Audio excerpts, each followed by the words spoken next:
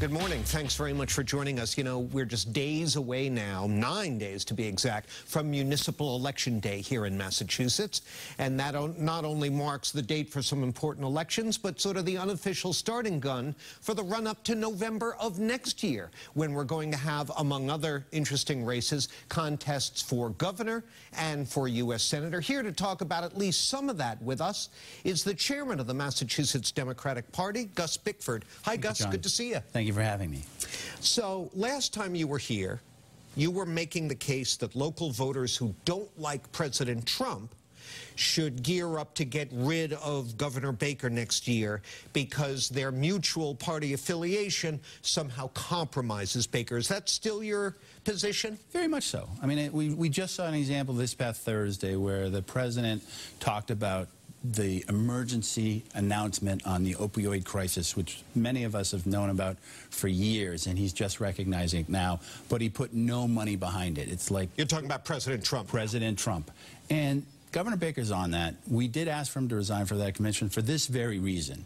He needs to stand up for people in Massachusetts and recognize that there needs to be money put behind this. We need treatment for these people. You talk to emergency room physicians that say, I treat someone and 3 days later they're back. I can't put them in a bed. I need to put them in a bed. Governor Baker was complicit in allowing the president to get the headline, but it was empty promises. There was nothing there. We need someone who's going to stand up. Complicit how?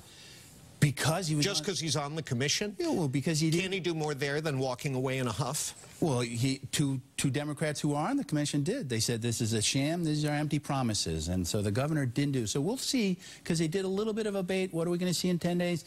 But the governor needs to walk a fine line. He does. I'm saying he doesn't, because he doesn't want to get on the bad side of the president and get the negative tweets. We need someone, which is why we need someone with democratic values in the governor's office, to stand up against this guy, especially now. Okay, not all Democrats agree with your take. In the current issue of Commonwealth magazine, there's an article about how the all-Democratic Mass Congressional Delegation gives, quote, high marks to Governor Baker. Here are just a few quick quotes. Richie Neal, the dean of the House delegation, quote, he's really an independent in the manner in which he's administered the state. Jim McGovern, arguably the most liberal member of the delegation, quote, on a lot of stuff very important to me where we need to have a close working relationship, we do. Representative Joe Kennedy, quote, his work with our office has been very strong. He's been helpful, end quote. So tell me again why we need to replace this with someone new. Because in Massachusetts, we lead in this country. We lead by showing that government can work for people when people work together. And I applaud the House and Senate and congressional legislators who work with the governor and the governor who works with them. That's what we want. That's not what's happening in D.C. When you spin that to next September and you actually have a candidate that's running against Governor Baker, you're going to hear those same people saying, we want that person in office because they'll do more. They'll fight for the environment. They'll fight for a better transportation system. You're predicting all these people, McGovern, Kennedy, Neal, are going to endorse the Democratic nominee over Baker and campaign for him? Absolutely. How about Mayor Walsh? Absolutely. He'll be out. We'll see him a year from now. Mayor Walsh is someone who believes in workers' values. You just actually, perfect example, we just had a special election. A candidate, Paul Feeney, stood up for workers' values, stood up for women's rights, and won. Mayor Walsh will be in the same place. All right.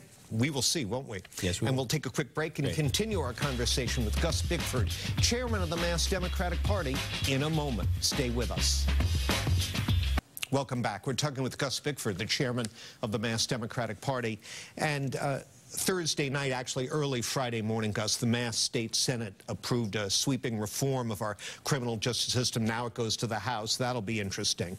But in advance of that vote, 9 of the 11 district attorneys in Massachusetts wrote a letter to the legislature saying that elements of the bill quote, undermine the cause and pursuit of fair and equal justice for all, and largely ignore the interests of victims of crime. They cited a couple of specific measures that passed the Senate the other night, eliminating mandatory minimums for drug crimes like trafficking up to 100 grams of coke, a bill that would make changes retroactive, allowing hundreds of drug dealers the opportunity for early release from prison. Is this what the Democratic Party stands for in Massachusetts? Well, I think some of those district attorneys are Democrats. There are people that say we don't have debate within the Democratic Party. We quite clearly do. And we lead on that. And so there is no question there needs to be some reform. We've seen the first step. It's in the Senate. It's now going over to the House. I think that there will be a great bill crafted by the both of them when we're done. And as you see, we don't stifle debate in this state. And so I encourage them to move forward. I mean, how about the party itself? In the past, you've taken positions that not every Democrat or every Democratic elected official agrees with. What's the party position on criminal justice reform? Well, the party position on criminal justice reform actually stands from where we are in the platform. And moving forward, I think that, you know, we recognize that there needs to be more look at why people are in the situations there are. There needs to be, well, specifically when it comes to the sentencing reforms, I think that we need to recognize that there, you know, has to be, you know, strength behind what the judges and their decisions, and give them some flexibility. I also think very strongly when it comes to drug offenses, we are in a different place now than we were maybe when many of these mandatory sentences were set, because we do need treatment. You talk to the sheriffs, by the way, who are many of the people that hold these people prior to trial. These people need treatment. Okay, the jail cell is not treatment, and so we need to look at that. So that's we need to have these debates year in and year out, and that's frankly where I am on this. Just about out of time, but you've been around this track for a while now. Sure. Give me a prediction. What do you think is going to emerge as the #1 issue in the governor's race next year?